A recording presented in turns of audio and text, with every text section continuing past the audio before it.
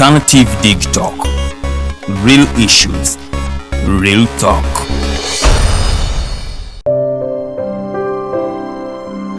Hey Ugandans, I'm Lieutenant Colonel Dewa Kiki, the Deputy Defense Spokesperson and actually the Deputy Spokesperson for the Uganda People's Defense Forces. I was hosted on Alternative Dig Talk. I encourage all Ugandans that this is the way to go. Always watch, participate, give your views and ask questions on Alternative Dig Talk. Dig Talk, the way to go.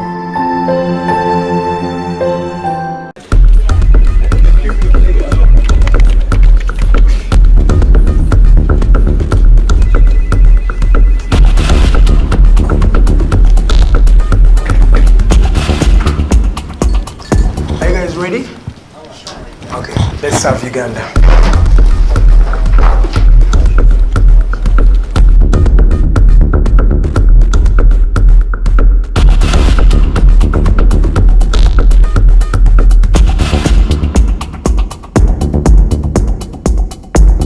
As promised, we deliver.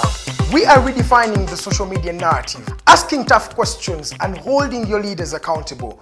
We are non-partisan and break down having a conversation with Uganda. We are the Mighty Drive. We hold debates that give you viable solutions. We bring to you people that Ivora is wanted to listen to.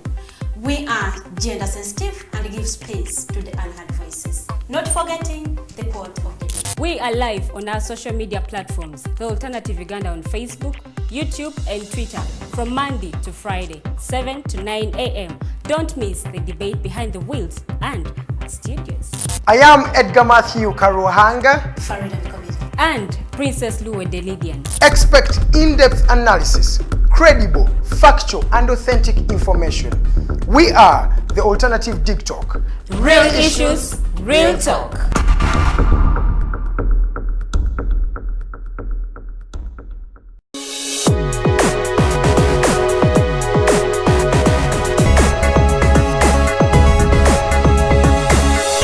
Alternative Dig Talk. Real issues, real talk.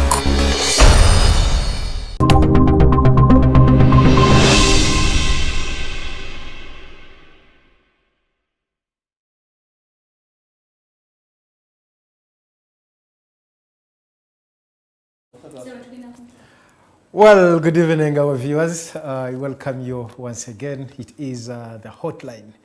Every Monday, we are always here. I welcome you back from the Christmas celebrations. And wherever you're watching from, we welcome you to the Hotline Show. My name is Abdalla Tiff. Just like every Monday, we are always here looking at issues that are making news across the country and in different parts of the world. Well, today we want to focus much on some of the major highlights that have been happening within the year 2021. And I have to remind you that this is our last show for the year 2021. So we need to do a flashback and look at some of the major things that have been happening that have made news in the year 2021. We all know that this is the year where we've had general elections in the country. And of course, after the elections, there were so many voices coming up. Others are alleging that the elections were not free and fair. And other people saying, well, this was the will of the people. This was a decision taken by all Ugandans when they casted their vote, and they had to maintain the status quo politically in the country. And of course, there were so many other things to do with security issues. Of course, a few weeks back, we had the bombings in the city. If you all remember the machete guys, the Bijambia squad in the country, in Masaka, and as we speak, the area member of parliament for this particular place where we are is still in detention on allegations that he was among the masterminds behind the machete in Masaka Greater Region. So this will be the center for our discussion, and of course, We will be in the studios. I'm joined by the Secretary General for the Social Democratic Party, and this is Mr. Lubowa Henry. And of course, I'm also expecting Mr. Musiri David. We expect him to join us very soon, and then we proceed with our discussion. Mr. Lubowa, I think it has been a while since you appeared on such a platform. Please say hi to our viewers, and then we proceed with our discussion. Our viewers, what can I say? Today is 27th? Yes. 26th? It's 27th. 27th. Yes. Yesterday was Boxing Day. Yeah. So I didn't receive any gift. That's why maybe I am forgetful of the days. The other day was Christmas. Yeah. I hope everybody had a nice Christmas. Yeah. Very few days shall be in the new year. True. There are a lot of things we expect from the new year, but one of them is the promise that the economy will be open, fully open. Otherwise, I wish you all well. I hope we shall have a nice program. 2021 has been a very, very difficult year. Yeah. Very, very difficult year. I am a politician. Before I'm a politician, I'm an economist. Okay. I'm an economist, I'm a consultant. So I like talking very much about the economy. And the politics as well. And politics. Well, I have spent more time in politics than I have been an economist. Because I joined politics before I started practicing economics. Okay.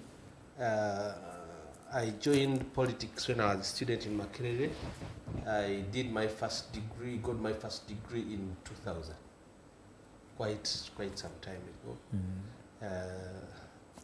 I was chairman of UID from 1998 to 1999. Then I joined the Democratic Party.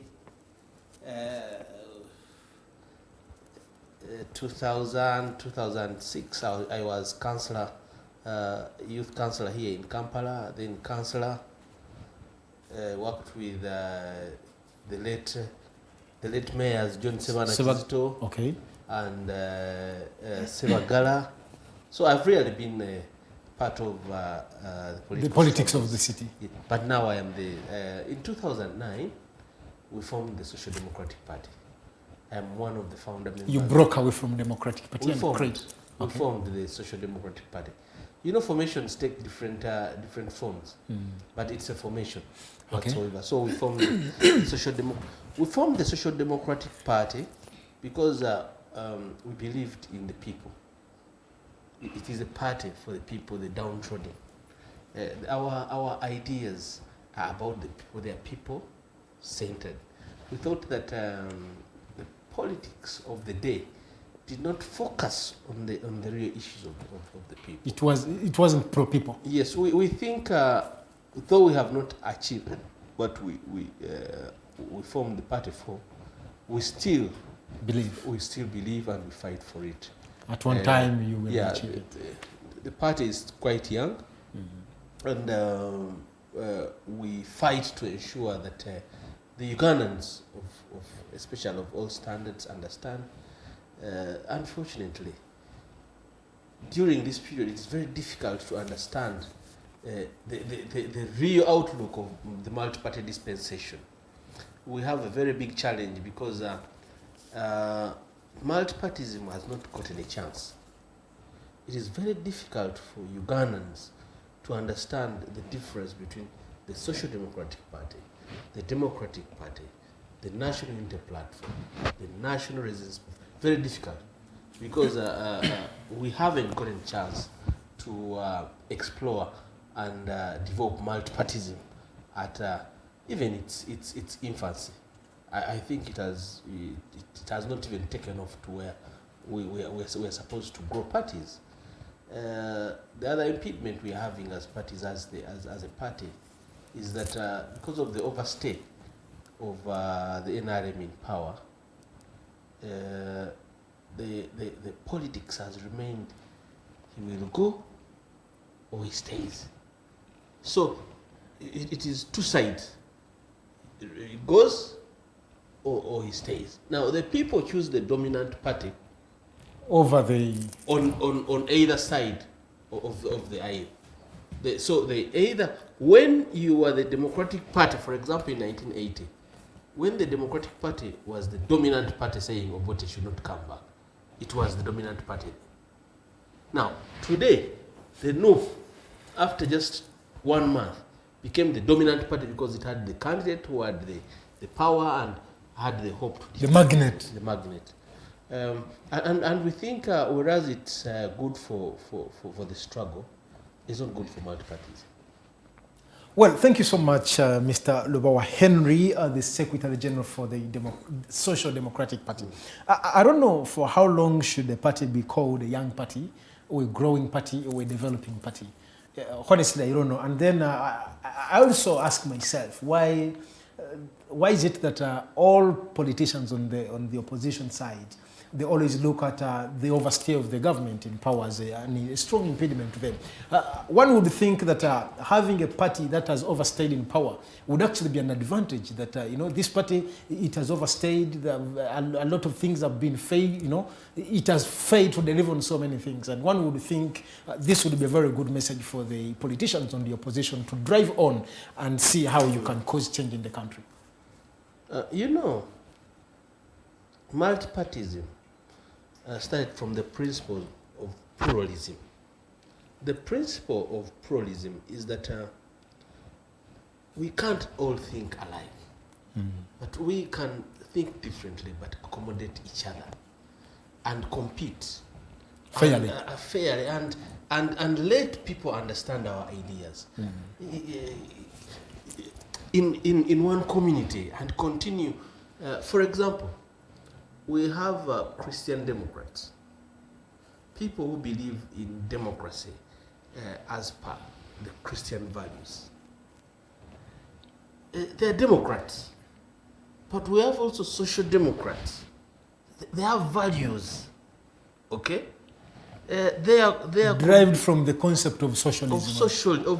Of society, socialism. Okay. Okay? They're conservatives. They also have values. But we are one community, we are all Ugandans. Okay? Yeah. Before we are Social Democrats, we are Ugandans. But we all must live together. Now, pluralism, the principle of pluralism is that whereas I believe like this and you believe like this, we can all live together. We can coexist. Now, you sell your ideas, I sell mine, and the public chooses which idea is best at what time. And ideas cannot be permanent.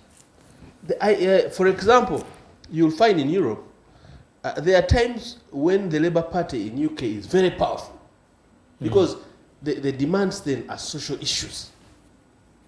Okay? Yep. But sometimes it overdoes it and it becomes less popular. And the Conservative Party becomes popular. Yes. So that issue of symbiosis, this one comes, this one goes, it's what makes multipartyism ideal. Now, coming back to your question, you say, but now, this NRM thing, I don't know where we call it a party, or we call it what, but it is an outfit that came from the bush. The guys came, they are wielding guns, they took over power, we supported them, all of us supported them with drum. For me, I was living there, my father had a family in Nakurabi, and another one in Lubia, so we received, for me, they came when I was, President Museven informed me here when I was in P6. So at least you were able to notice whatever. I was, because so we clapped, we what? The guys came, took over power here. When they took over power, after some time, they did the constitution. Everybody clapped. One of the issues was entrenching their one-party rule. We suffered under Article 269. I hope you heard about it. Yes. I was a UID, and one of the cardinal organizations that has made the UID a very powerful organization was fighting Article 269. My friend. Beating. What? So, Museveni and this NRM and this NRA, because when they came here, the first pronouncement they made that legal notice number 1 was barring parties. Few parties were supposed to remain at the headquarters. Okay? They made 269, same. Police Act, same. But for them, they write, they have RDCs, they pay money, they have the movement secretariat, they are funding from the coffers of what? They have an entrenched system. Even up now. I don't know whether it is very, very proper for us to call them a party under the circumstances of a multi-party dispensation. Okay, there is what they call a dominant party system, but I think this is a military party. Maybe we can ably say it's a military party, or it's maybe they can qualify for a dominant party, which dominant party is state. Maybe the state party, state party. So you can't say that what NRM does is very positive for development of competition. So it is therefore productive. No, it will be productive. Like India, NRM has been here for 40 years, 35 years. No, there was a party in India, this one that has just been overthrown. For close to 70 years, I think. 8 years. 8 years, yeah. But they were doing real competition. Democratic. Not these ones of caning people, of changing results like you saw in Kayunga here. Now, if a party can change results in Kayunga and all even its supporters really get ashamed, you can't really qualify that one to be a party that is developing a system like multipartyism. So I think the overstay of NRM should be a problem and a worry to governance issues and development of Uganda for that same reason. Well, thank you so much, Mr. Lubowa, for that detailed insight about multi-party democracy and, of course, sharing with us about the Social Democratic Party and some of the impediments you've encountered for the time as parties you've been in existence. Well, being an economist, of course, there is a lot we'll be dwelling on, especially you told us how you were able to witness the coming of Mr. Museven in 1986. Of course, there is that. There was that saga of converting, currencies from the previous regime to this. One which had like 1 million, you could get 7,000, something like that. Well, we'll get there. For our viewers, we've been joined by Mr. Musiri David. You're a bit late for a few minutes, and I believe our viewers will be able to, to accept your apology if anyway it comes. Well, you could say a word to our viewers, and then we get into the discussion. Thank you, moderator. I hope I'm loud and clear. One, I would want to apologize to our moderator, to the programmer, producer, but also to our dear viewers who are very pivotal in this kind of show. It was just because of the predicaments that we meet every day that have been late, but it is not, I don't take our viewers for granted. I want to assert that. It is not also my behavior to always come late. I was taught by my proud late father, Mwami James Voji. He was very punctual at any time because he used to actually tell us that time was money.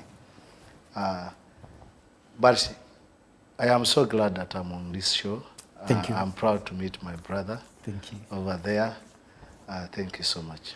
Thank you so much, Bwana Musiri David. Apology accepted from us here, and I believe even our viewers, they do the same. Well, Mr. Musiri, by the time you came in, we were trying to look at some of the major events that have happened within the year 2021.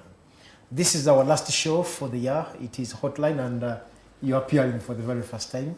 We believe next year we'll be able to engage you more, and of course we see how we can contribute to making our country great.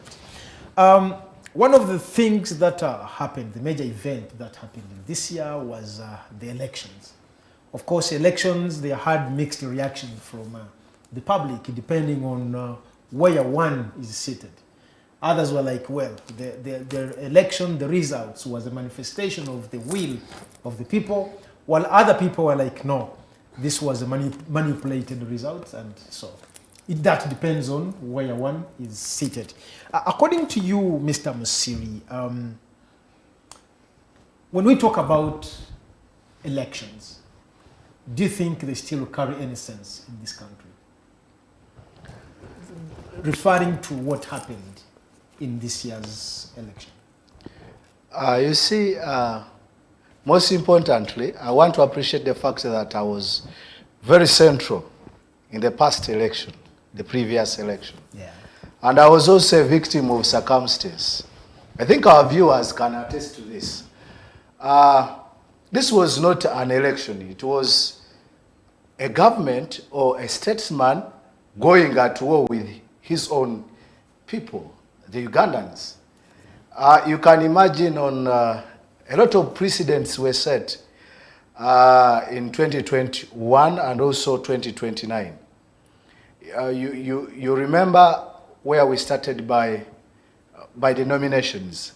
I was actually part of the convoy that escorted His Excellency Robert Seta Muchagula to go and be nominated. That was 3rd November. Mm-hmm.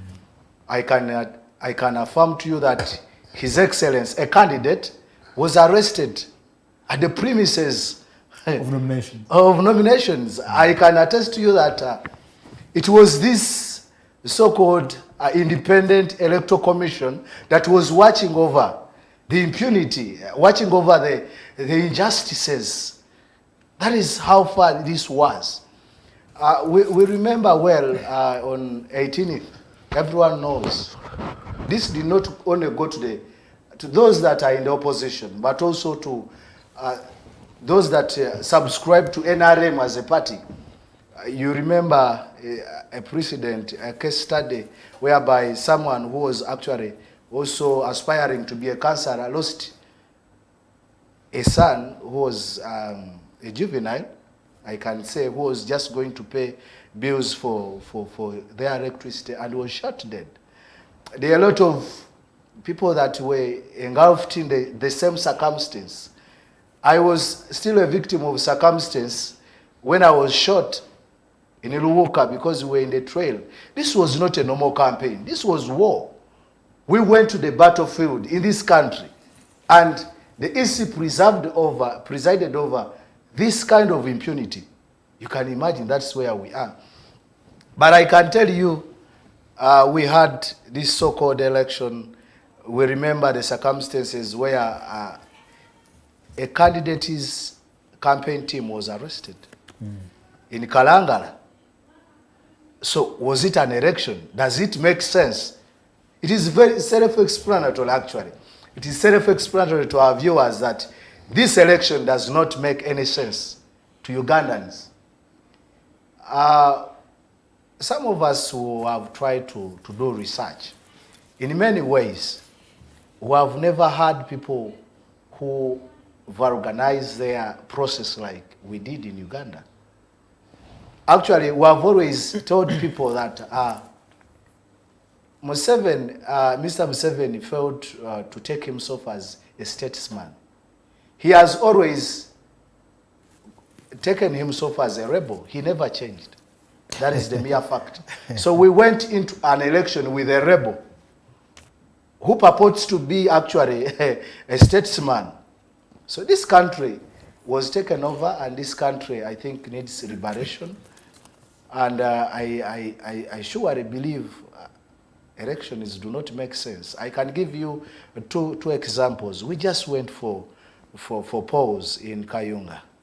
If really you were watching, and our viewers, whatever happened there, everything ran berserk. To the extent that people were arrested, people were battered on the polling stations. Polling agents reach the polling station when the ballot boxes are full of ballot papers, pre-ticked ballot papers. That ruckus. There are incidences. I am the head of institutions in NUP. We had an election in MUBS recently that was postponed. It was suspended, yes. You remember that incident? Yep. That this government has much interest in every election. Let it be even. If today you organize primary elections in a primary school, and that's why one of the reasons why Mr. Museven is not opening schools, because he's so if he has primary school, if he has because you know we have had precedents in South Africa during apartheid. It was the primary kids, the pupils that overthrew the white men. Yes, they got. These other students, I can attest to you that as students, I am one of them. We have nothing to lose. We do not have those mansions. We do not have, the mansion is that the arcades that they are building, the Kamwesis, we do not have them. We do not have that posh car. We do not have families. We have nothing to lose. And it was at this juncture, at this very time, that these people got guns, ammunition, and went and fought. The governments that they thought they had rigged the elections, I do not know whether it now carries sense to them. That is where we are. That is where we are. Probably, in nutshell, I would want to say, elections do not make any sense. Well, thank you so much. Mr. Musiri, before I cross over to Mr. Lubowa, your principle at one time, before the 2021 polls, of course, there were many undertones from the public. Others, we should go for the elections. Others, like, no, elections can't. And your president made a statement that, I remember it's Dr. Chiza Besigi, who once said that elections can never change this government. And then your principles... No, I think the statement should be corrected. Not that the elections cannot. Elections alone. Okay, elections alone. Yes. Cannot change the government in this country. And your principles say that you cannot contest 4 times and lose. And then you said there is no democracy in the country. We believe in his voice. Democracy. We believe there is democracy and elections can change power. What is your take on that? I'm very sure you have ever heard of that. Yeah, I want to literally also direct it to you that I basically believe you are one of the best moderators of this show. But do you believe there is someone who can do it better than you do? Do you believe in talent? Do you believe in giving people a chance? It is true, Dr. Chiza Besigi had run those 4 times. Do you have any incidents that his campaign team was arrested and put under incarceration? But those incidents have been happening. Of course, it has never been a smooth election all the way. So what I'm trying to build for you, that much as, like my colleague has just said, election is alone. You cannot avoid to give people platform to try what you have failed to achieve. Let's say if this, because I know this show has, it has its own set goals. If, let's say, a moderator fails to achieve those set goals, what do you do? Because the moderators failed to achieve the goals, can we stop having this show? It doesn't work. So in this very scenario, I basically believe, we all believe in His Excellence, and I think it was right for him to try. You remember, he has been fought than any other before. You find when NUP, when you had just before we got to the party, I want to remind you that we had party presidents of some other party that I may not mention here that came on TV shows like this one and said, this is a good school without a UNEB center. Can you imagine? That it was purely, it had the best lecturers. I can tell you there are no academic nuggets that we have in parties like we have in NUP. The likes of Dr. Ruiz Rubongoya, those are academic nuggets. You cannot we have not had these brains before. You can't fail to give a chance to search. I am not underestimating other parties, but I can tell you, when we want to exhaust a point, what do? Do we give chance, or we just let it go? So I can refer you to also another statement that His Excellency Robert Sentamu Kyagulanyi just made of recent, that he wrote actually on his social media that it is time we start another conversation of how to remove the dictator, because this peaceful way has maybe failed. Okay. I want to use this word and assert it maybe.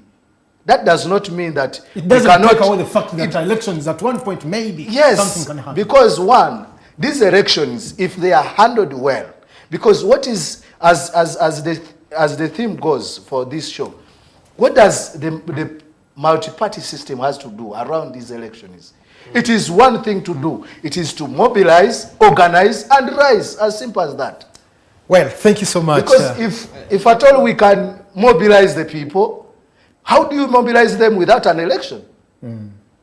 I am telling you, if you had organized very well in Kayunga, it would be a spark. This Uganda we are talking about here, Uganda is very ripe for change. For change. We only need one spark, and that spark you may not know where it comes from.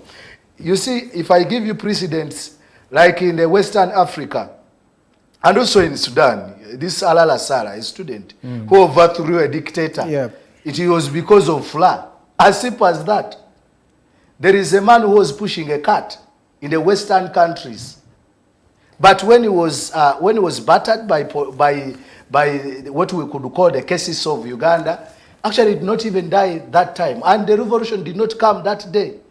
But instead, when he passed on, that is when the revolution came. Here we have lost a lot of people, but there is that one person. I can remind you today, my friend called Frank Asante Zakajubi just made a year.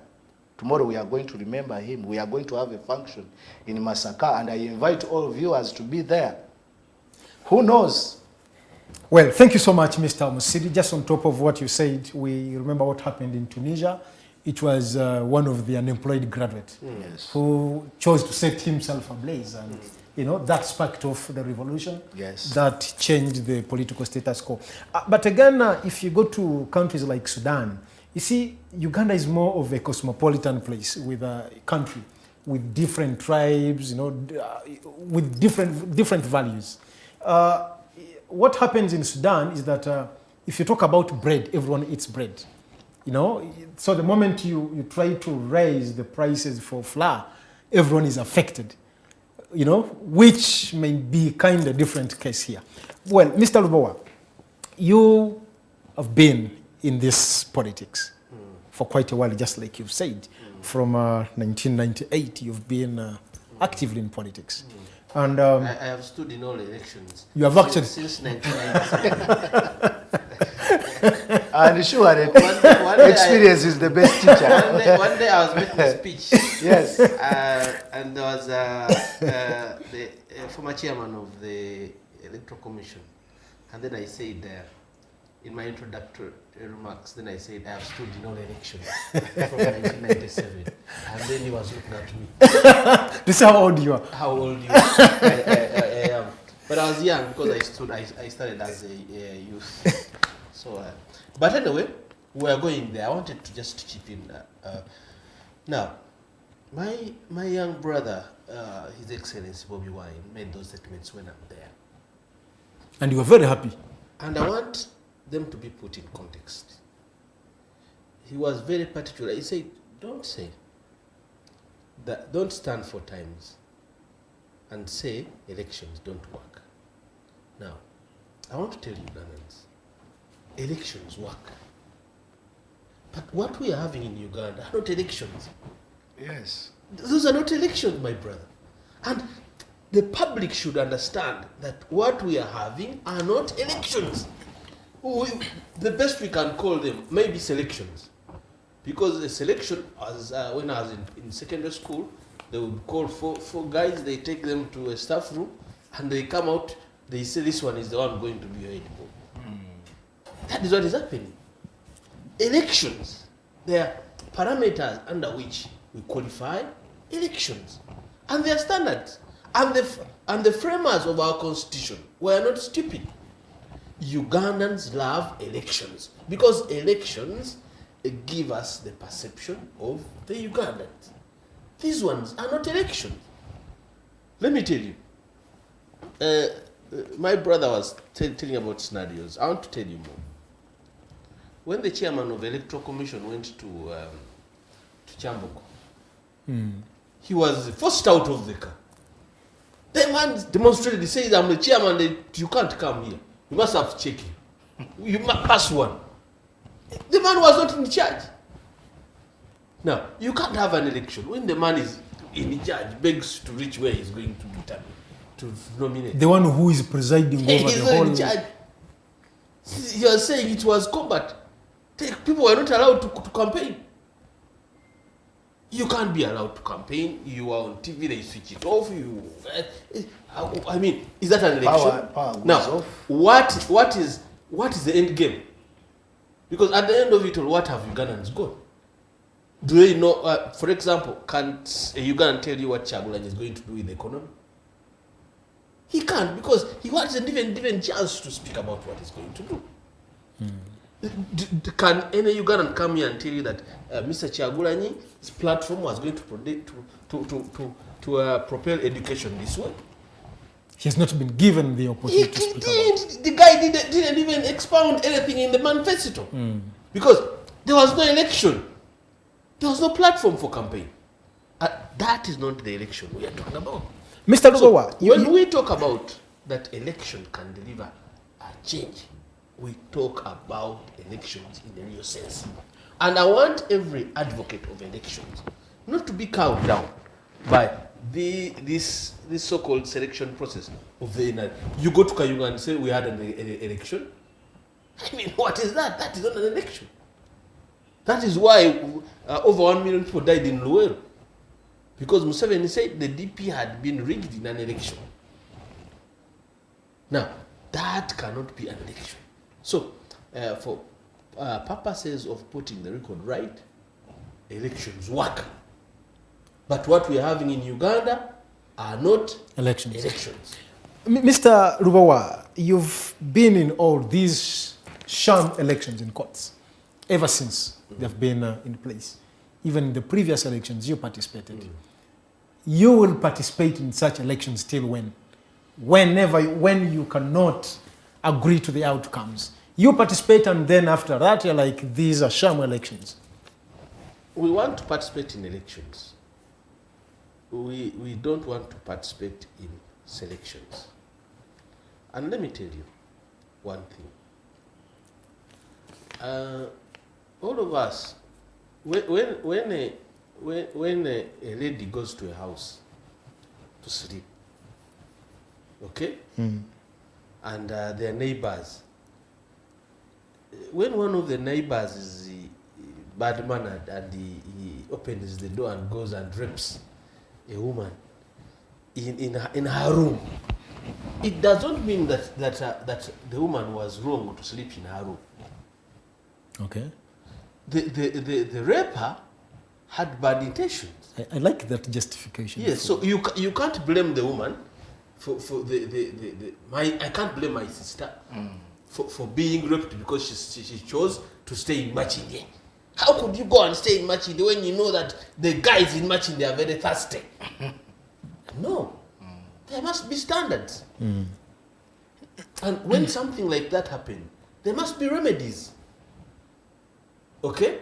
So you can't blame me for wanting to participate in a constitutional process because a thug wants to rig elections.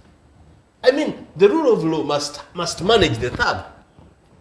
Which has failed. Yes, you cannot blame me for wanting to. But in to this grow, case, to we are grow not a seeing the democracy in rule of Uganda. law at play. No, because now that is the standard. And two, for us as Ugandans, we must understand. And I want to use nearly the same example as I say. we are very particular. We are saying elections. When you say we, what do you mean? I think now majority of Ugandans, I belong to the group of people who have formed the Transitional Front, the PFT? National Front for Transition. Okay. My attraction was that we must talk about the transition. Okay. Yes, most Ugandans have not understood the transition process. They talk about, because they had issues of the messages, the what, but the main word, transition. One of the key issues is that elections alone cannot remove us from the... May not. Oh. Cannot. Okay. Cannot. You just saw it in Kayunga. Okay. You can't. I mean, the guy stands there, he announces something that is not there. I have never seen an election where a returning officer reads results from nowhere. There was While covering the face with a cap. There was a NUP guy, Councillor John Medicine, a senior man. He was saying, what you are reading is not, I mean, the returning officer, the moment you get contradictions in a result, you stop there and then you compare. Because what you are reading already is on declaration forms with agents. With everyone, actually. With everyone. So those are not elections. So we are telling Ugandans that whereas we want peace, we are very peace-loving Ugandans. But you cannot lie down and see your sister being raped because you want peace. Now, I come here, you are a raper. You find my sister there, I find you raping, and then I say, I want peace. Let that guy rape very well. I mean, you are stupid. So, Ugandans, we cannot allow somebody to continue raping the country while we say that we are doing this. Just at your watch. In love for peace. Actually, peace is when you arrest the thief and give him the treat that he deserves. That is the real peace that we talk about. Okay? Actually, for us Christians, that is the peace that Jesus Christ preached.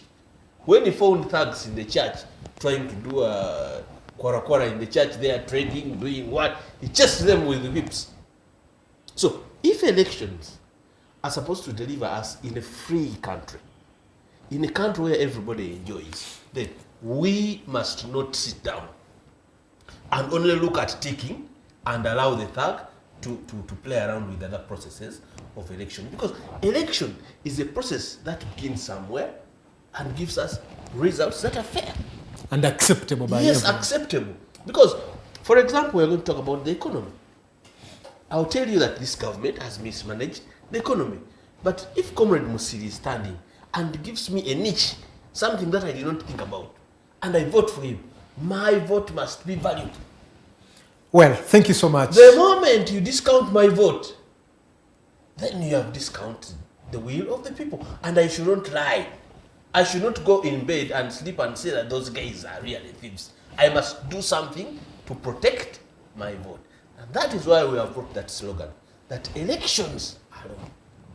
Elections can take you to 50% because they will give you the will of the people. Yes. Okay? But to make the will of the people stand, there must be something else. That is where Ugandans now need to talk about. That is the new conversation. That is what we want to talk about. And that is where every Ugandan must focus. That elections, we don't want Ugandans to run out from elections. But elections are alone. If you want to vote, you say when you vote, after voting that you think the elections will deliver change, then you are joking. So we want to say elections will drive you to 45%. The 65% must be Ugandans. Ugandans must rise up. Thank you so much, Mr. Lubowa and Ndugu Musiri, for that great submission. Just for the record, in the 2021 elections, there was a total shutdown of the internet. Okay. As you, to me, I'm saying elections. There was a total shutdown of the internet. And one would ask, how did the Electoral Commission get these results from different parts of the country? These are questions that remain unanswered, even when you have an opportunity to speak to some officials. They said that there was science I don't know that it was scientific. You know, That's there was when I was growing up, they said that this fact they said that UPC had science.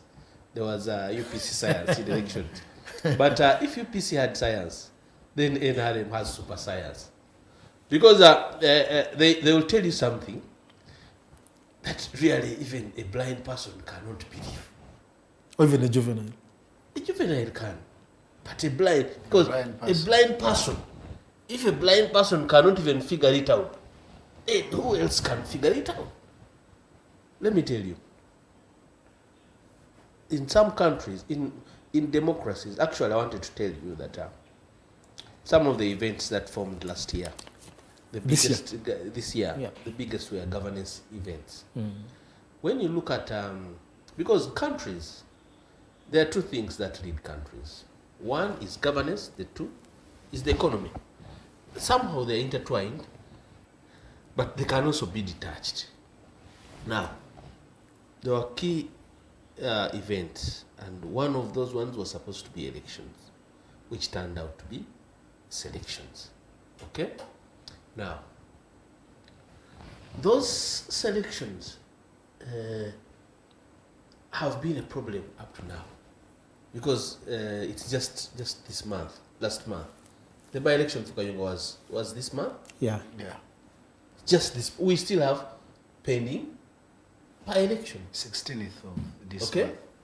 But let me tell you, governance, one day I was in Rwanda, and I was chatting with the Rwandese group of the political party leaders in Rwanda, and they were saying the problem with you Ugandans, you use a lot of money for things that are not supposed to take a lot of money, and you ignore the free things that are supposed to govern the country.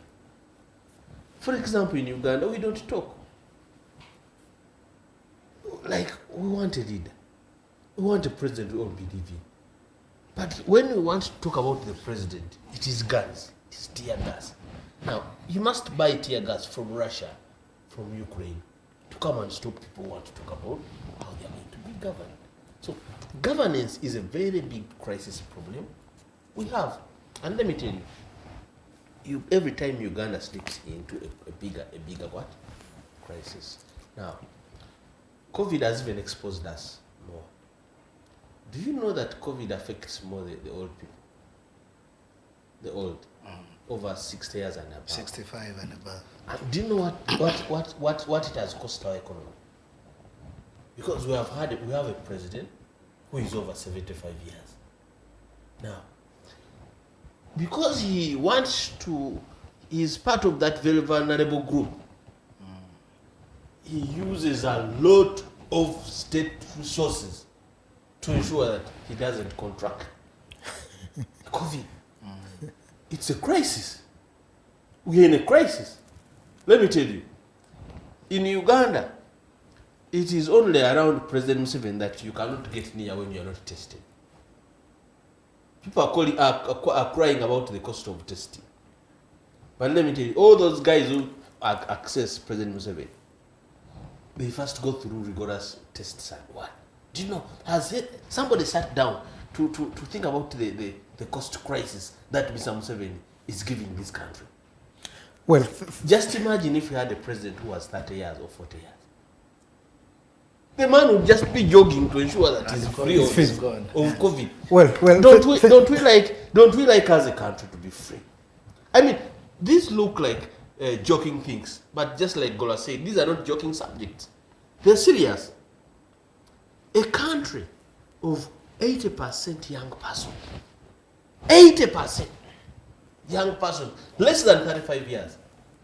How can it be led and planned by people, by a 1% group of people who are over 65 years? Thank you so much, Mr. Lubowa. And they don't show indications that they are soon leaving. You know, they are, for us in football, when you see somebody... The footballer. I like football. It's my second life. When a team is under stalemate, sometimes the coach tells the bench, please go and warm up. Now, if the crowds were becoming impatient, When they see some some movement along the touchline, they say, now at least something is coming up. Let them bring good. It's going to change the game. But now these guys, everybody is there. The guys who have been on the bench are all snoozing. They are sleeping. The guy is not doing anything, and we are pretending that we are watching a match. What kind of match are we watching? Thank you so much, Mr. Lubowa. I want to, before we break off, I want to go to Brother Musiri. We need to cross over to the Bijambia issue. It's in this very year that we experienced another round of Bijambia, especially in Massacre Greater Region. And of course, we had this Bijambia some time back, I think 2 years back. Then they again showed up, in just this very year. And one would ask, why should this Bijambia kind of issue come up after the elections? And was it a manifestation of something? And I don't know, in your own analysis, what do you have to talk about the Bijambia and how they came to disappear, by the way? I think the rebel who is the statesman in this country has mastered intimidation so much. It is only the leader who is mocking Ugandans. I think Ugandans have been mocked very many times. For us who are students of history, we know that these things used to happen in the Rural Triangle. Okay.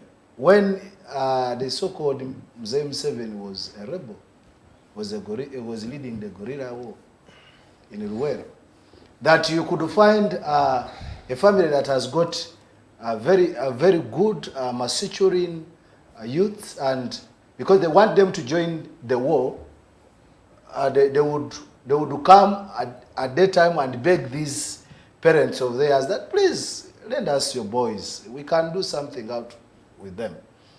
And literally, when parents could refuse, they would stage up something. They would stage up something, and before you know, they kill them, cut them. So that is now you know the custodian of Bijambia. So when they visit the next family, they will have to. Yes, and now in the morning they come, sympathizing with everyone, and that is how they. Because this is a continuation of the guerrilla war that happened in Ruwero Triangle.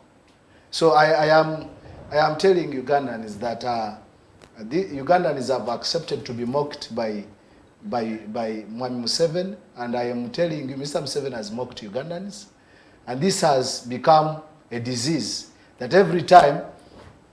I want to cite for you another scenario, whereby I think General Katumba was shot, and his daughter was shot dead. We actually expected the president to come up with a security statement about a general who was shot and lost the daughter. You can imagine this very. Mr. Museven came up with another scenario, another story about Seburime, with the younger girl who said that Seburime wanted to kill her, but before killing her, he first told her, "You go on bed, lie up like this, spread the legs." And before you know, the lady was pleading, "Mr. Seburime, can I please first go and wash, bathe? Because my bed sheets." You can imagine, but because Ugandans are fooled by such mockery statements, so Ugandans, it went viral actually. People even forgot the actual fact that an old man was supposed to Someone be is coming to kill and assassinated. Clean your legs. It was an attempt to assassination of the person of Katumba Wamala, and it just became like, this is how this guy has, I think, mastered fooling Ugandans and mocking them. For instance, now we are much in the West. I have heard rumors that we might even have a by-election, but with links to Bijambia. Now, if I can tell you, even if you would wake up a blind person, or if we could just give these people an opportunity, we get Honorable Aran Sewanyana and get Honorable Muhammad Segirinya and put them on the streets of Masaka, and also get Mr. Museven and put them in the same position, who would Ugandan stone first? Because Ugandans really know that the custodian of all this persecution that we are going through, it is Mr. Museven, not any other person. I was telling you about the scenario of mobs, literally. You can imagine we go to that extent that the chairman electoral commission of mobs was at gunpoint. All the time, a student. Because in institutions, these elections are led by students, the EC. Yes. But this man, young man, he talked to me, but you would feel the intimidation that he's going through. Before that happened, a man from, a gentleman from the permanent secretary of the president came to MOBS and took over. MOBS itself as a university, it was not in charge. There is a mercenary from the State House that was in charge of that election and could give orders who they should arrest, who they should look for, and the chairperson, Electoral Commission himself, was at gunpoint. All the 9 hours he spent sitting down. He could not go and have short call without an escort, who was an SFC. That is how, when my brother tells you that this is not an election, it is a selection, he's very, very right. But that does not deny us a constitutional right, because these people who came up with the constitution, they were very, very right.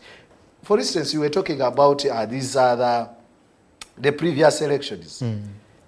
I know you are in the media. You journalists would be now having the whole information. It is our right for all the results that we got in the polls. They would be now published. Who knows about the results, the final results? It is not. I am one of the people that actually requested for fire inspection of Mr. Tibuhaburwa Museven. And the results I got is being abducted, being tortured. At the end of the day, I was thrown into incarceration. Mr. That Musiri, that is what is going on. I am afraid we have to break off briefly, and when we come back, we'll start from that very point, how you went through that kind of torture and all that. We are going to start from there. Let's first break off briefly, and we'll be back shortly.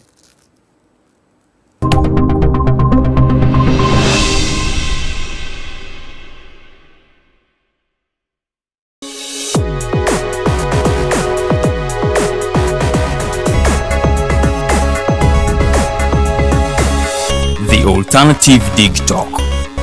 Real issues, real talk.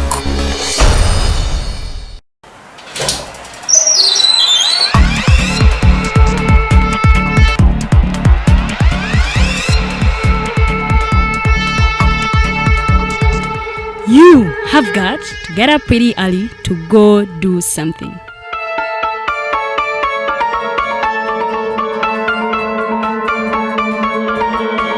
We are the Alternative Dig Talk.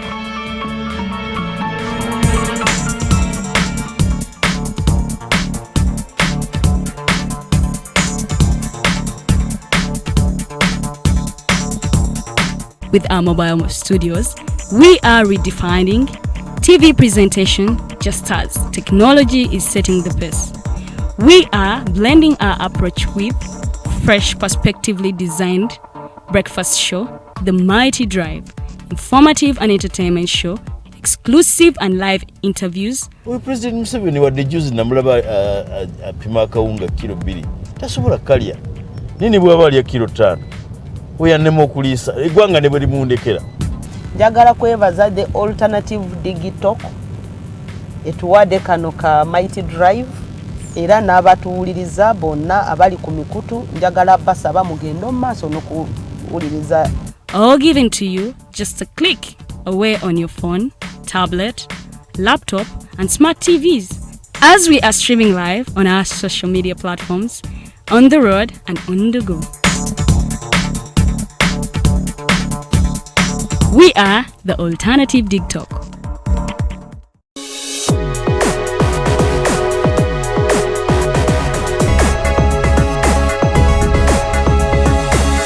The Alternative Dig Talk.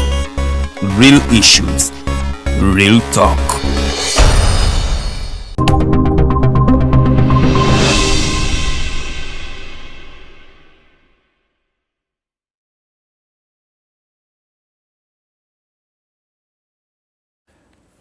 Well, thank you so much. I welcome you back from that short break. Mr.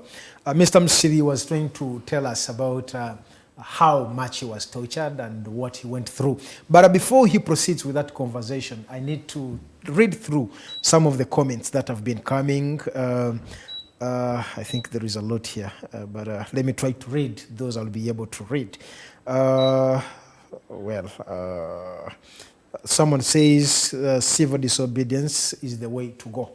And then Brock Williams, then this one says the competencies of Ugandans, this is too, the competence of Ugandans to fight still needs to boast. The competencies for Ugandans. Then Farida Bukobere says, Brock Williams, the same way civil disobedience needs to boast. To be boasted, I think. And then one says, Musiri, you need to I don't know who said this. Musiri, you need to take some medicine. I don't know for what. This is Brooke Williams. Musiri, you need to take some medicine. Then, I don't know, he didn't. Because he was arrested. Uganda must. Oh, do I look sick? Am I hydrated? Well, of course, you have complications that actually surpass Uganda treatment because now.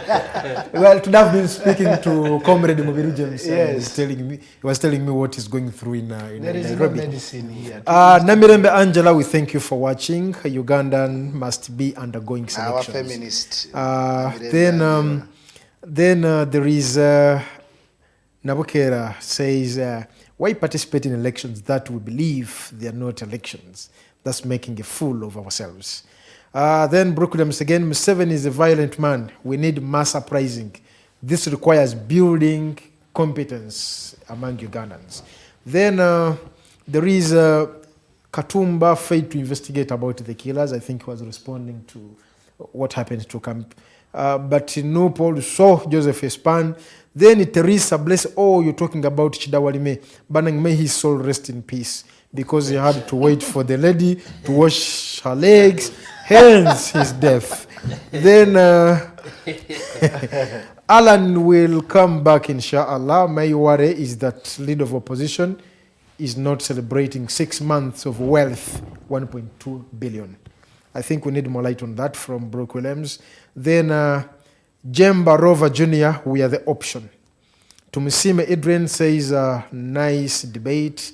Well, there is a lot. Musiri, you were telling us, just briefly in a minute before I cross to Mr. Lubowa.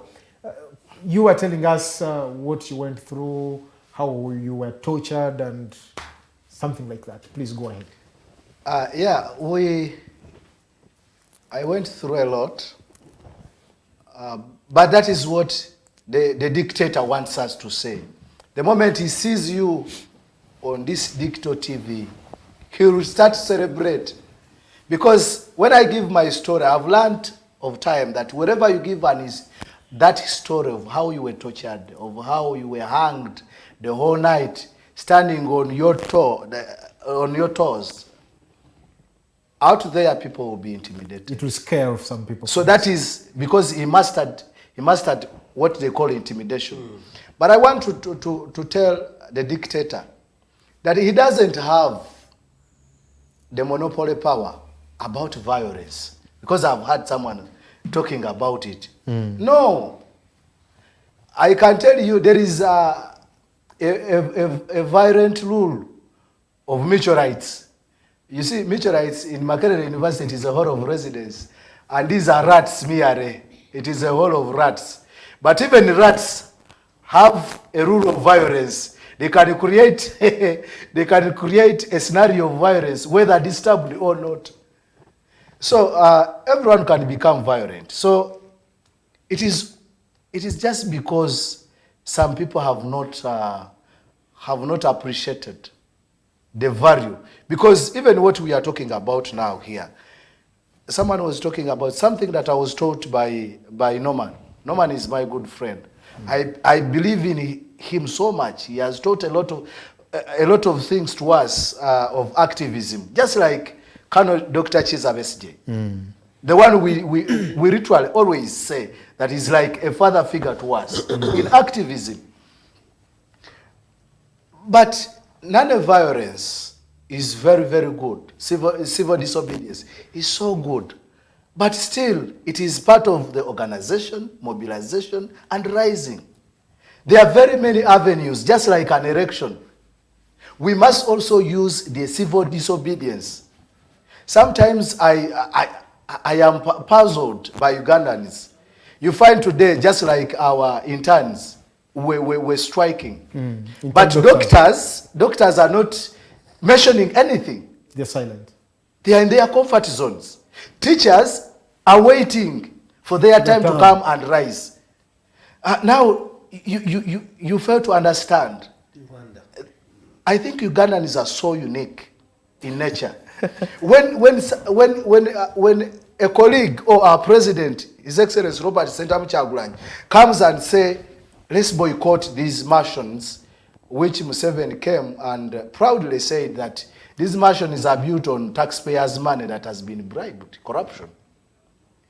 Now, I think it was last week, I saw people lining up to enter Kamwesi around I think Gayaza Road. Yes. Ugandans, as if they are blind, going to take their money. Are you saying Kamwesi is one of them? Of course, of course. That one I don't even need to beat around the bush. But I think our nature, at one time I was almost crying when I went to internal affairs. Get time and go and visit that place. Very many Ugandans are leaving this country. And you can categorically see it clearly that it is those of our age that are leaving the country. The resources to this country. As a student of business, I have seen in this country that the night economy is totally dead. It has been killed. There are certain things that the dictator has done just because Ugandans are not allowing themselves to sober themselves up and rise. You can imagine, I got a chance to go to the borders of Congo, the borders of Kenya and Tanzania. Ugandan parents wake up in the morning and dress their children and board buses to go to Kenya to have education. I witnessed that in Busia. This is the ruckus we are into as a country. I basically believe everyone would style up and stand up and sober up that we need to liberate this country. It is not about NUP. It is not even about NRM. Because for us who enjoy history, we saw it. We do not want to talk about those times when the Obotes used to be the leaders because we were not there. But some of us who saw that even NRM, at one time it was sobering that it had actually formulated an opposition avenue in NRM. You remember those ones? I think they were the Karwangas, our current chief whip, Nambese. Yes. Karuhangas. They had sobered up and said, man, enough is enough. Well, thank you, Mr. Musiri. I need to go to Mr. Lubowa, but let me read through this before I get. Moses Shirumara says, my man, Henry Lubowa, thank you. Moses, thank you for watching. Tumusime Edrin, like I'm on. Jemba Rover, we are the option. Tumusime Edrin again, nice debate. Then Shan Kawesa, shame if you can't come on streets, what a shame. Then Shan Kawes, NUP is full of comedians on the stage. Ojobile, Augustine, thank you for watching. NUP, what do you have on the table to reclaim your victory? Stop singing in Tebe Muntebe without work plan. Then Red Card Front, thank you. Thanks for fighting for Ugandans. Bigiro Mose, okay. Well, Mr. Lubowa Henry, we've been talking about the Bijambia squad. They happened, if you remember the violence that happened some time back, it was, I think, the reign of General Kayihura. Some of those guys, they confessed that they work with the police. That was, they were at, how is it called? Katwe police station. How is it? Yeah, it is. How is that station called? It's called Katwe. No, there is another name. Katwe something like division head, I think division headquarters, yes. So they confessed like, we work with the Uganda police. And they were silenced. At least I was there. Now, we witnessed another, there's someone on the line. Hello? Yes, hello? Yes, a moderator. Good evening, and the panelists. Good evening, how is that? I am Museven. Yes. Where are you calling from? Museven, calling from Ondewa. A quick one for those two gentlemen. At a personal level, I think there is a very big problem with the opposition. Every now and again, they are always like crying babies. Way back, I was slightly young in 2011 during the walk to work. Now you hear the no, you hear the red card. Maybe they need to sit down and rethink of what they can do. Otherwise, as voters, we are tired. Some time back, I remember Minister Desi telling people on Masaka Road, they will see the dictator going. Instead, they now see the dictator coming back from Marara, coming to Kampala. The same thing with Bobby Wine in Uganda, Mumpaka, I mean, they have become the opposition of slangs and slogans and the rest. There is a fundamental problem. They are equally a problem. Like the one they are fighting, they need to really work hard. Otherwise, I like the good job we are doing. Thank you so much, and thank you for watching. Senior Wafula Ogutu, we thank you for watching. Well, that one says that I think there is need to work together.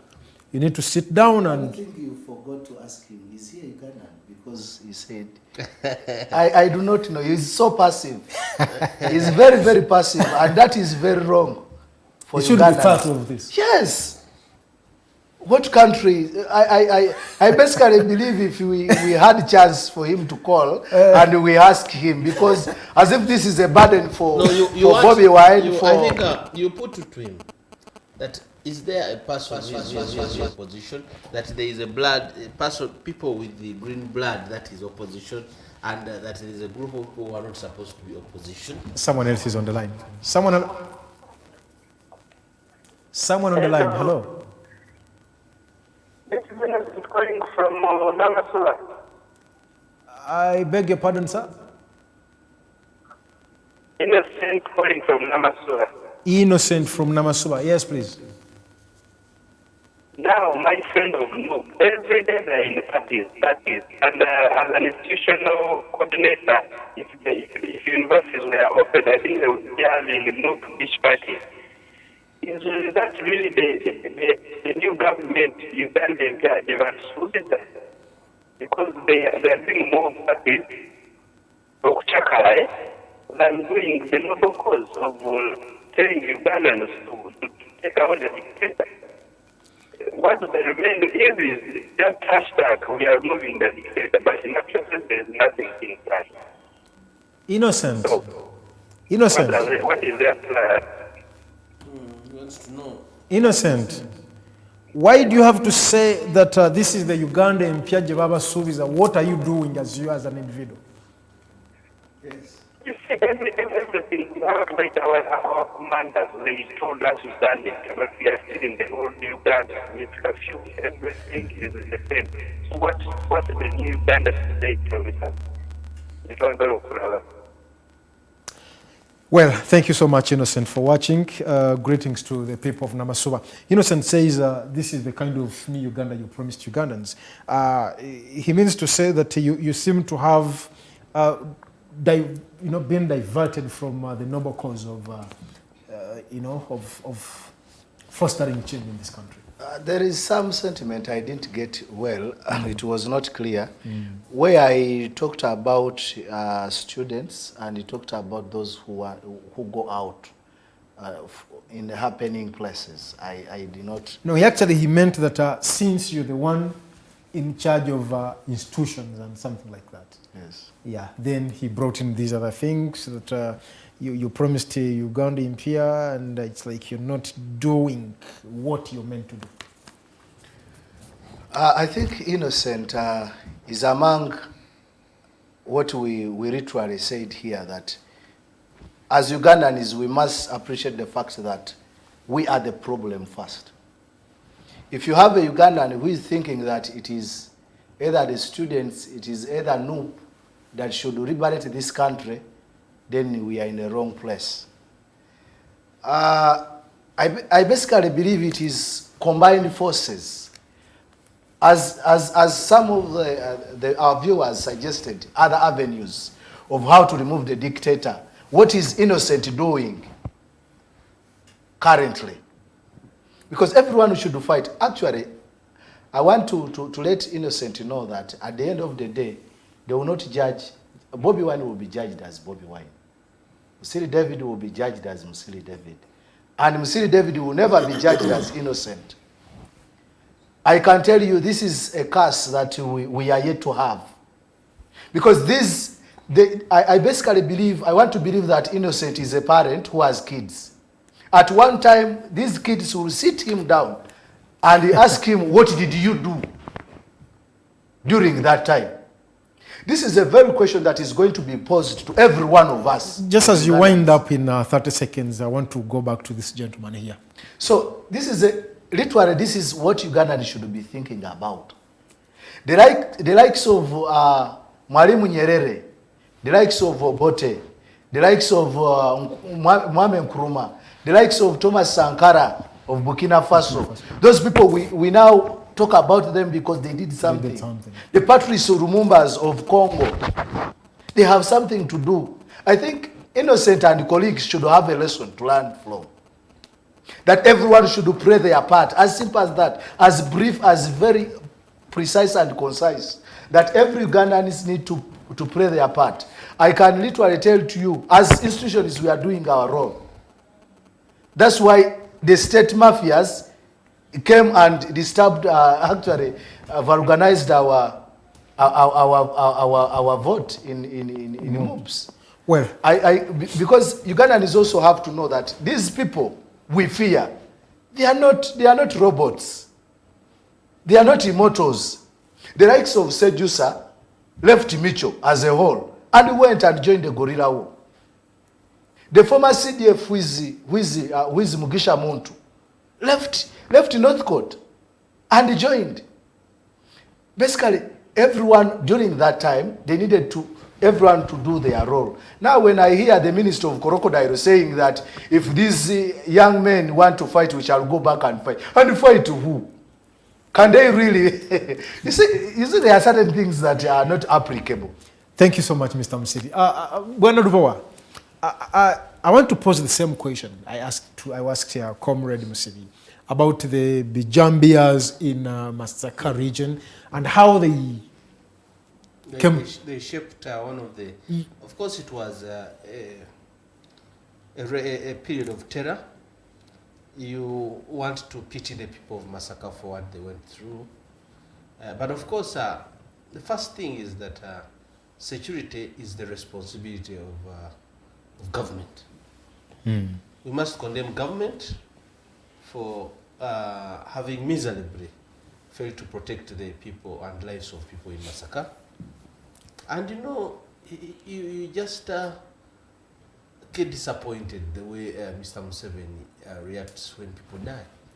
He wakes up and says, every family of a person who has died, I would give them 10 million. 10 million. That is what the president can say. You're motivating the killings now. I mean, you just don't understand what this guy. By the way, as he pays those who have died, as maybe, would we call it ransom because he's the killer?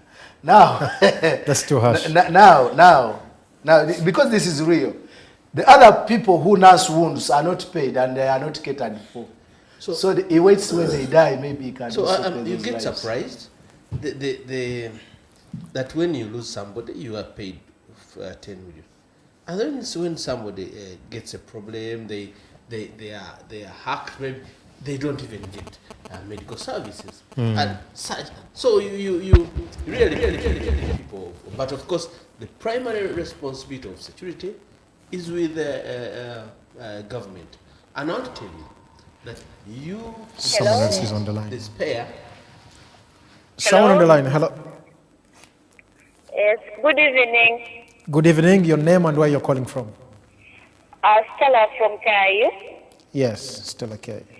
Yeah, I want to thank you for bringing those two gentlemen. I am already appointed that Chivalama didn't appear, even though you advertised the But that aside, my question goes to Mr. Musiri David, because he's representing NUP as a party. I want them to account to us for the period from when we voted, because it's now coming to a year. What have they done as the NUP MPs that are in the parliament? Because even advocating for their fellow MPs who are in prison, they have failed. What have they achieved in the period that I've been in the parliament, apart from lamenting and then giving us hashtags, we are removing a dictator, we are removing a dictator, dictator over Charlie Koba is going to be there, and then they continue with the hashtags. We do not know. Maybe you could just help us and maybe point out a few points or a few achievements that I have really done as a party. Thank you so much, Stella, and thank you for watching. I think, Mr. Musiri, you've taken note of that. Yes. I want him to conclude. I was saying then that giving you the time. the responsibility of security lies entirely in the hands of government. And we as Ugandans must put government to task to do thorough investigation and tell us what really happened. You would be surprised if this government left. If this government were to leave today, you'd be surprised at the amount of truth that comes up on what really happened. Do you subscribe to Musiri's version that they have a hand in this? No, I'm saying, I am saying for me as a very mature politician in this is that I made two statements. One is that it is the response entirely. The burden is on government. It's supposed to protect people. Every time there is classified, unclassified, budgets which go in security.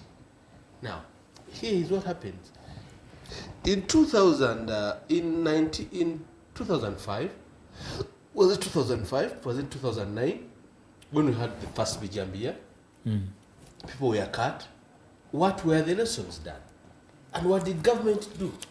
There was nothing. The reports were never published. So there was a reincarnation of what happened. Exactly what happened this time is what happened the other time. Same fashion. The difference is that this one happened when there were curfew hours. People are not supposed to move. The time people enter their houses, the hackers start hacking people. And the only people who could move were the security personnel. When the people became vigilant and said we are going to start arresting, we are going to provide our own security. The hackers disappeared.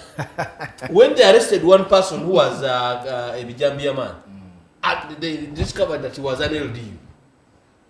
They said, I think the planner said now this project must end because the people are now becoming vigilant. Because the responsibility of arresting, government was not doing it. And it is it raises a lot of questions that when the people were now stepping up the vigilance, the people were now saying to hell with curfew. We must arrest the hackers. No sooner had people started arresting, they arrested one. Then the Jambia. And immediately, government, in its usual way, came to Kampala, started arresting Kampala politicians. They arrested my brother, Honorable Segiri. Now, you can't even slaughter a chicken. No, not about slaughtering a chicken. Now, I am one of the persons who recruited Segiri in this politics. He was, I am the one who took him to SDP. So, I know what he can do and what he cannot do. Now, when you start thinking that Segirinya was thinking about toppling government by fighting, by using force of arms and cutting people, I mean, the world would be turned upside down. Now, what is Segirinya doing with an armed rebellion? To remove what? The man wants to be MP. And he's okay with that? He's okay with it. So I think there's a problem. But of course, Segirinya is a victim of popularity. I think government targets the person. It's a threat to their position. No, government targets the person who have good viewerships, and then says if you get this one, then we will attract a lot of attention. But we are saying that Ugandans are not gullible, and we are better than that.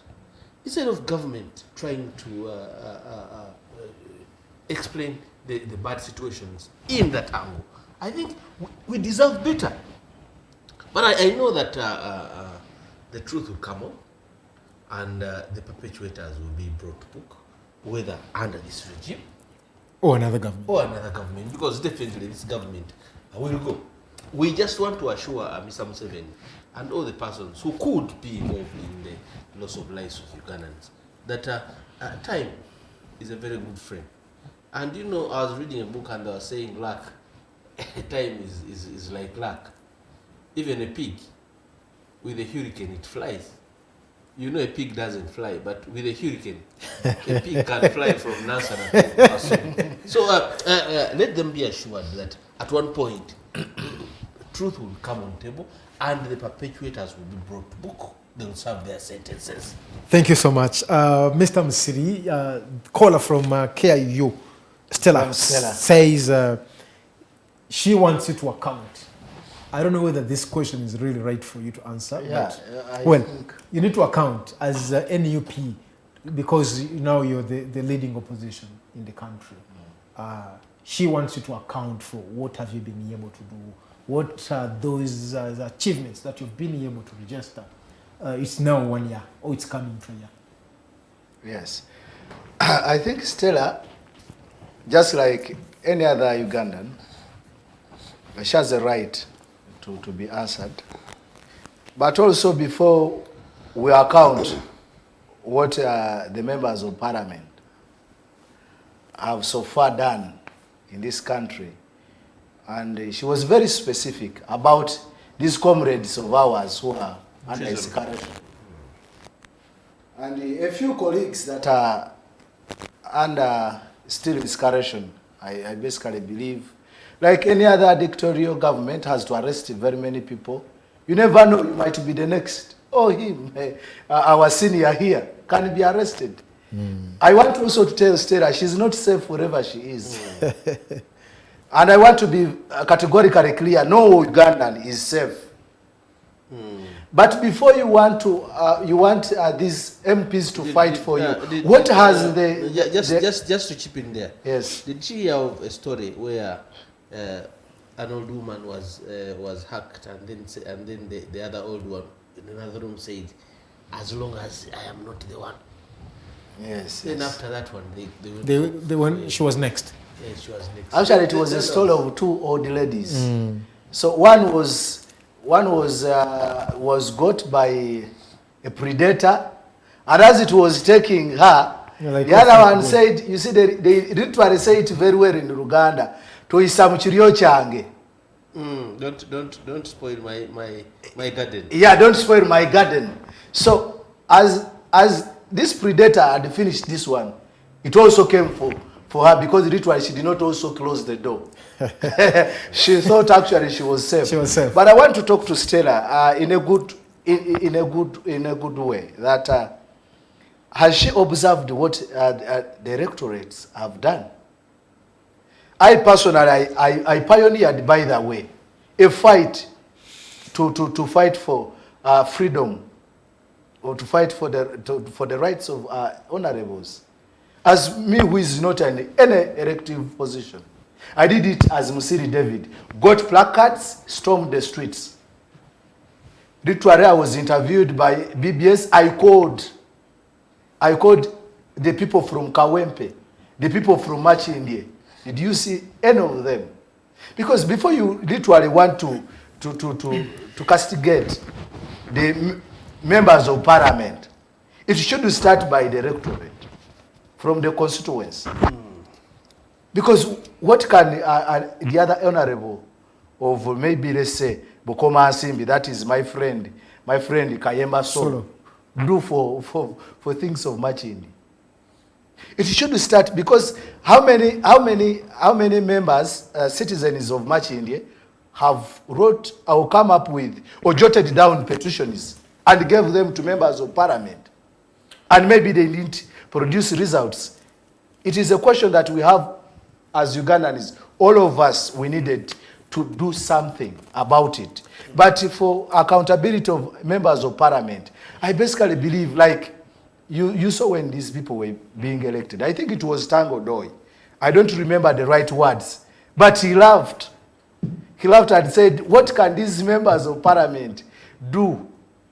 But we know the mandate that they have to execute in parliament.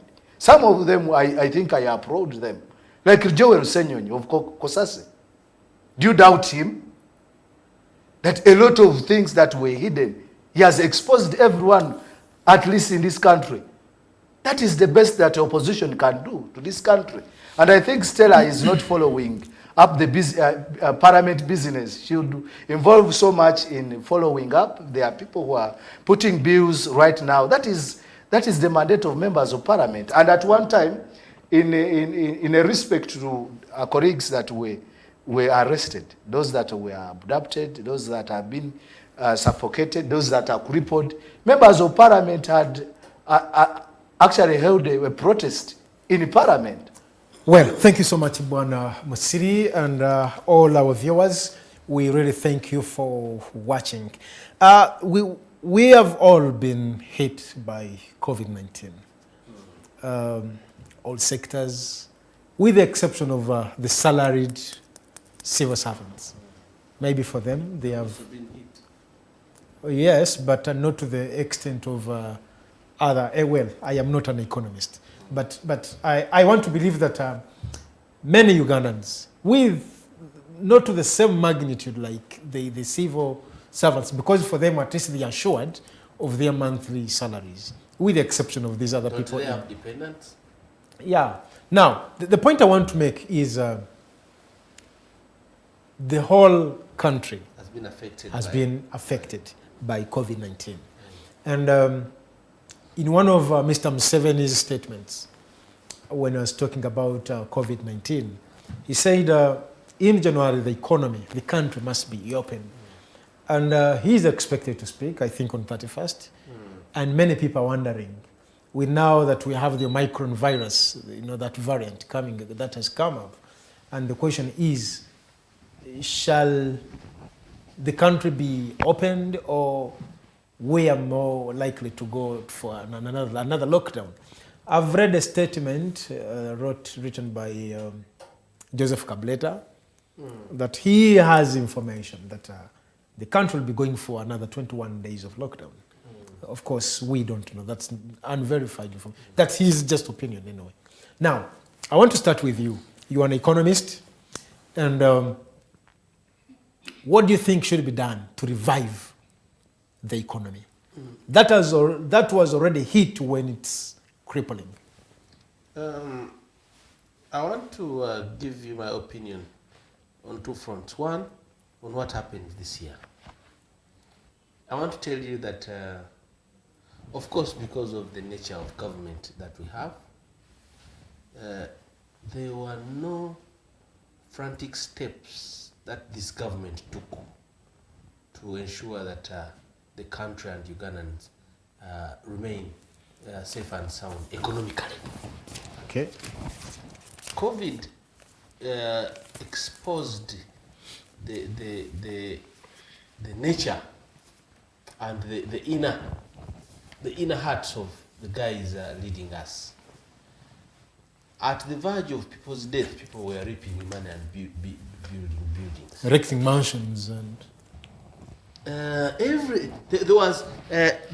was nothing deliberate that this government sat and did to ensure that it wanted this country to resuscitate itself from the situation of near death due to COVID. And you know, it can be justified by the many budgets. How are they called? The supplementary budgets that are running Parliament. Hardly, we are now in second quarter, but the requests, supplementary requests that have reached the floor of Parliament just show you that there was no planning. And moreover, we were hit by COVID in 2020. We went lockdown 2020 In March. But now you'll find all the kinds of supplementary requests are in areas which are very critical that government refused to engage. Issues like salaries for teachers. They knew that teachers were laid off.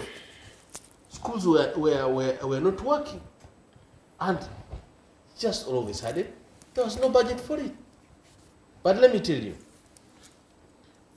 as that is happening, somewhere in northern Uganda, Salim Saleh is dishing out money to musicians, to what, without any basis. So, one is that if you ask me, what this country, what should be done? I think we have been talking about governance. We have a crisis of failure to prioritize interests of this country. The moment we fail as a country to agree on priorities of Uganda, then we are doomed.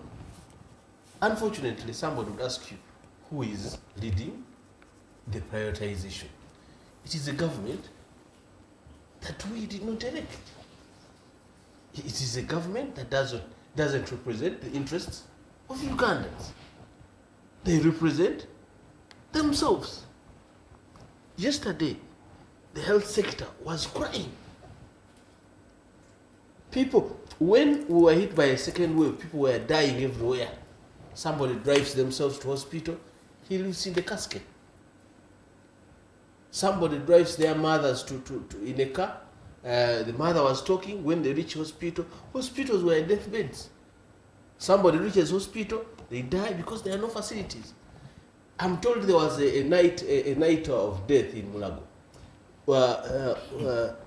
Oxygen just went off because there was no oxygen. And you know what happened? Somebody got a contract and gave it to a first family to supply oxygen, which was a hoax. The wife of the first son. Something like that. Yes. Was it the wife? I don't have those facts, but I know that it was from the first family. Now, that is the mess that we want as Ugandans to talk about. Now, for us, under the People's Front for Transition, PFT, we are saying we want a conversation, a frank conversation on what is happening in Uganda. Can we know this COVID money, how it was appropriated and how it was used? What breast milk did that person who gets all tenders, including supplying empty oxygen, suck that Mr. Musiri did not suck to have a contract? All those things must be put on table because a lot of, let me tell you, lives of Ugandans matter. But if people die and no, you know, there are only 20 who died in a night. Why did they die? Every life. Because somebody ran away with oxygen. And it becomes okay. It's a normal thing. And it becomes normal and we keep quiet. We must talk about it and somebody must be ready to pay.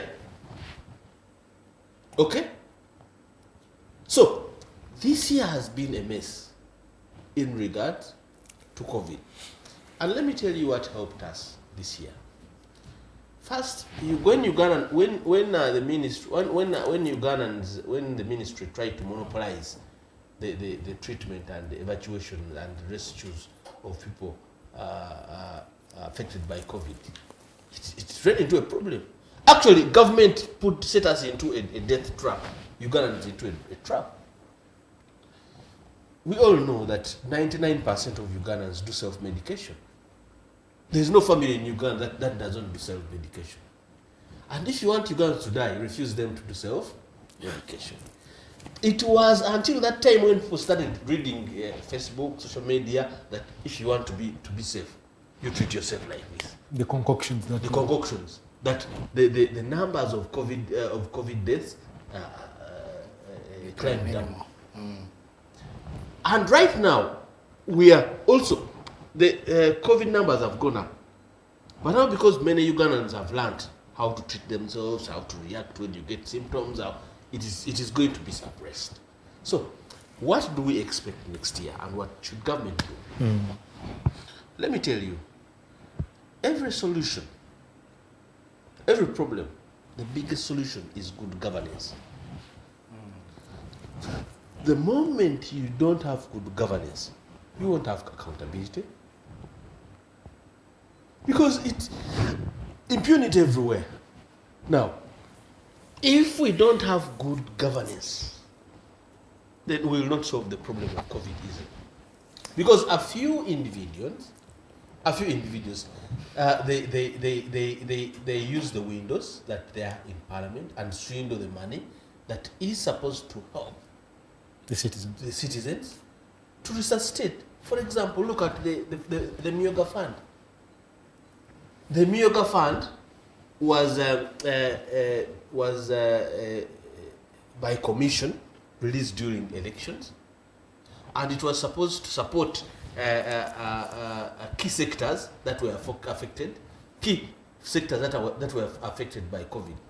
The saloon, the borders, the teachers, the watembei, the nurses. But look at the findings. The reports have the final report has not come out. Yeah. But the preliminary report show that the whole thing was a mess. It was a mess. Well, thank you. So, I want to cross to Mr. Musiri. Let me deliver this point. Please. Let's conclude it. That one of the things that we must put emphasis on is transparency in governance. The moment we don't put pressure on this government to come clean, then everything we are wasting time. Because they will come up with good speeches. The president will come and try to back. I'm looking at scientists. You speak, you what? But as long as after speech, then behind the doors people move out with sacks, then we are wasting time. Thank you so much, Mr. Lubowa Henry, the Secretary General for the Social Democratic Party. I want to pose the same question to Mr. Musiri. In your other submissions, I've learned that you're a business expert. You mentioned that somewhere. How do we rejuvenate the economy in 2022? You see, we must be very honest to ourselves. Does the country want to rejuvenate the economy itself, the government, as he was literally speaking about? It is about governance. Just like they can set a death trap to all Ugandans, literally that is what happened. I can tell you.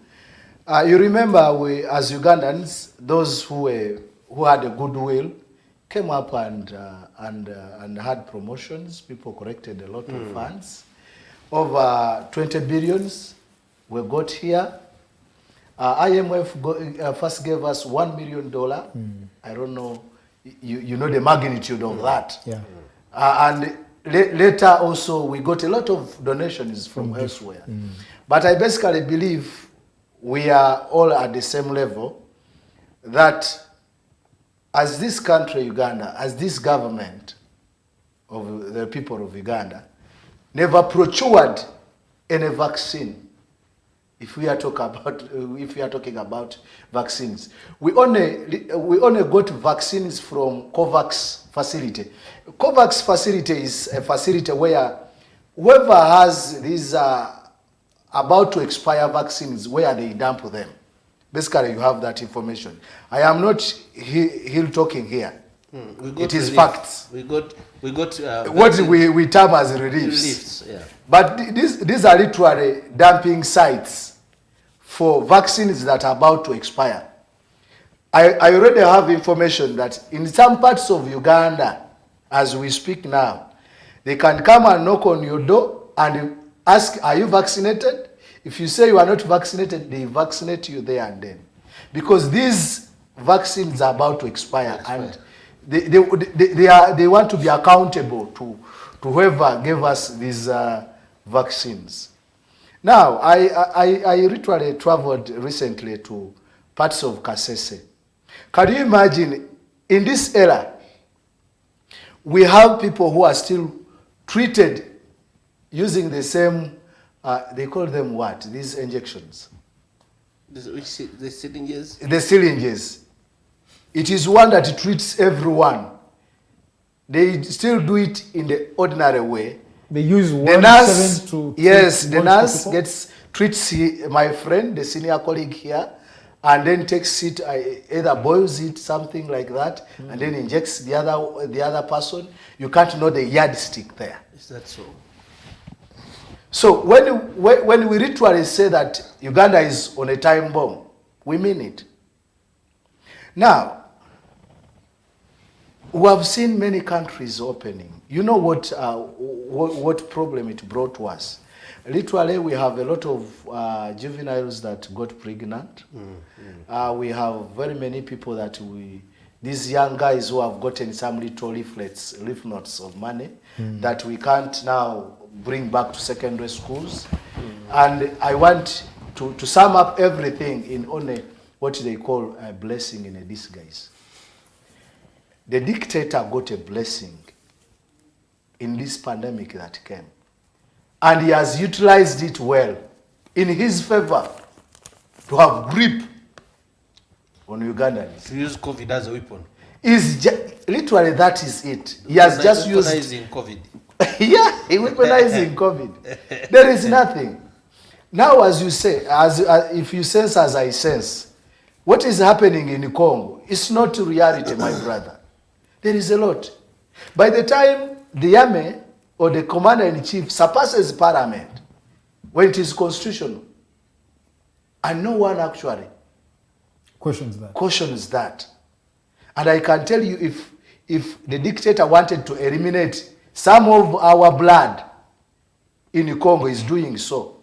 And we have rumors, they are ferrying in corpses every time at night. So there is a lot. Uganda, if it is a boat, is a sinking boat. If it is a horse, it is just kicking its last kicks. So we need to liberate this country called Uganda. And there is no time. As we speak now, whoever wants to save this country must do it. You see, I've had colleagues there from even viewers, our dear viewers, that with due respect and courtesy, we respect you so much. They have re-echoed so much that we keep on lamenting. You know, it is also biblical. When a person built an ark, that was Noah. He used to call people that, guys, it is going to rain. Floods are coming. Please come and jump onto what? The ark. I can tell you, human beings are very, very, very stubborn, and they are very hard to synchronize or to understand, actually. I can tell you, sometimes I literally read that biblical story, and I am amused every time. That the birds, other species of animals, accepted the word, and humans fail to accept it. I want to add on. Please do. Two things. One is that for economy, there are three things, and you talked about them. I just want to underline. Yes. One, we can't run away. We must open the night economy. The wananchi, the 30%, I mean the 40%, the young persons who are in the informal sector, they sell their chips, they do what? They work at night. So we must open the economy. Two, schools. We must open the schools. Schools have a very big multiplier effect. Yes. And we have problems. The children are getting pregnant. The effect, actually, the effect of COVID is rolling down the benefits. I mean the advantages and successes we had gotten in education of maybe the girl child. Yes. The other day I had a lady in the village. She was saying, "Mwana wange, baba bisaza amuga nga mutu ala mu technical." Chera yagala okugamba. It's not bad to take a kid. Yes. But it was an easier way of saying, I find my girl other things to do. And those include even early child marriages. I think the third one is tourism. Yes. Tourism is actually how do they call Hospitality. it? Hospitality. Now, I had something funny. The government was saying, minister was saying, our currency, the Ugandan shilling, is one of the best performing currencies. And we are doing very well in the economy. Museven was saying, the economy is powerful, it's good. Then I was saying, what is wrong with this man? How can you say the economy is doing well? Yet before we ran into COVID, the economy was not doing well. The economy was not doing very well before COVID. So during Now, COVID? After COVID. During COVID, actually. During COVID, they closed the night economy. The night economy employs all the young persons. Almost 6 million people are employed at night. They work in bars, they do what? 6 million Ugandans. Kiosks. They no longer earn. How can the economy be better when 6 million Ugandans have been not working for 2 years? You close schools. Teachers are not earning. They have turned from teachers to paupers. Most of them will never go to schools. Schools have been auctioned. They have turned into lodges. How can you say that and the poultry farms, by them. How can you say that birds? You know how much tourism brings in this country. Now, hotels no longer work at 100%. One day I went to Serena. Even if you go to Serena, they can't open for you those days. And then they're saying, we can't open for 100 guests. We'll be operating below cost. The cost will be very high. So you go and get and enjoy everywhere. Maybe you can ask somebody to make you tea. Then they buy for you in a percolate. But an investment like Serena, can it be brought down to its knees because of that? But for 2 years, tourism in Uganda has suffered. Yet tourism was one of the most powerful service industries in the country. Mr. Lubowa, I'm afraid we need to end the discussion. So I want you to summarize that and then give us your... I am personally hurt as an economist that I didn't get enough time to talk about this. But as a country, the country is bleeding. And it hurts when a country has no money. And somebody runs out with guns to go and sponsor a militia in another country. Do you know the cost of sustaining an army in another country? Okay, let's not put it in that specific perspective. Have you heard about Uganda cranes? Uganda cranes goes to camp, and when it goes to camp, every day, every player needs about $400 to sustain each play. And there are 21 players, maybe a contingent of 30 players. At the end of it all, you find that they need about $20,000 every day to sustain Uganda cranes. And but now that is Uganda cranes. Now talk about the UPDF. Okay, if we say that the UPDF would need about maybe $100 to sustain. Okay, let's say $50, and you have maybe a battalion of 1,000.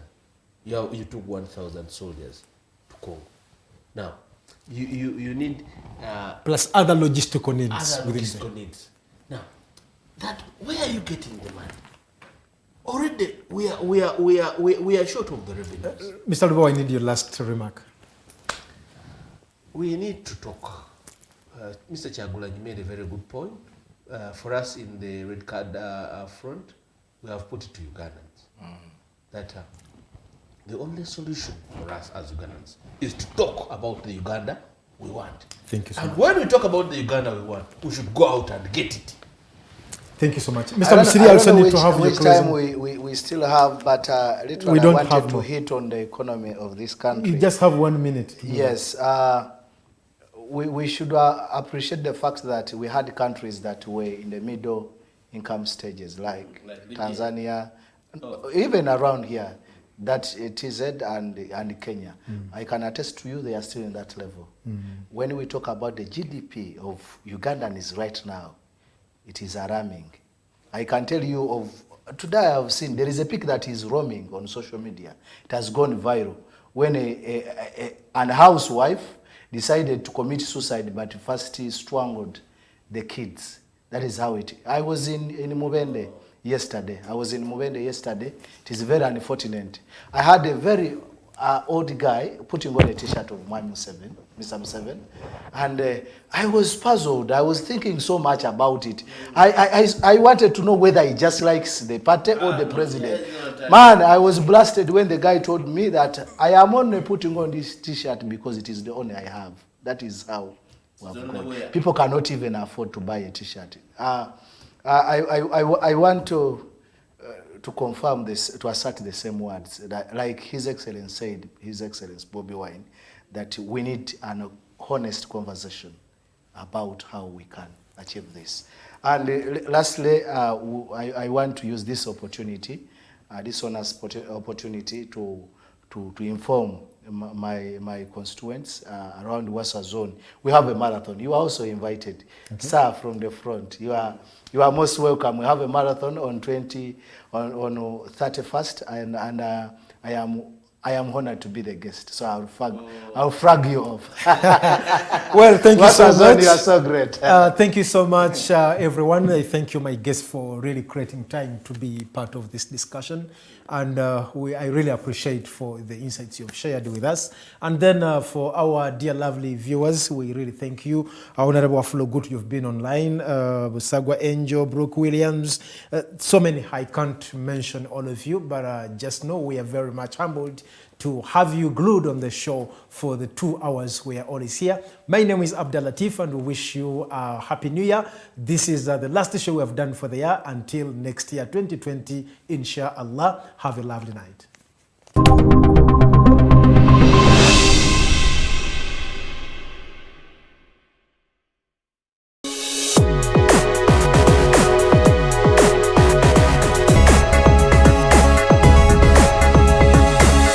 The Alternative Dig Talk.